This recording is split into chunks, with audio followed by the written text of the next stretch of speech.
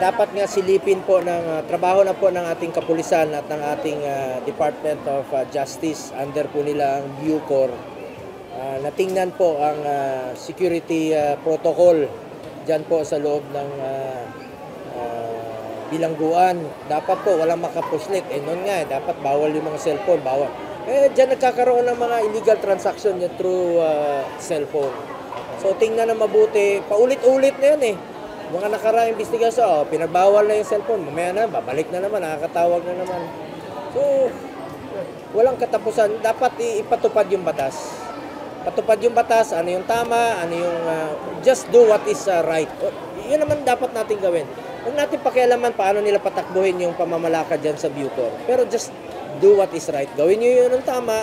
At ano yung naayon sa batas na bawal to? Bawal. Kung ano yung bawal, bawal sa lahat. Hindi walang pabor-pabor. Hindi porket mayaman ka, pwede ka nang mag-cellphone. Ito, hindi bawal. Dapat pantay-pantay. Kung ano yung bawal, bawal.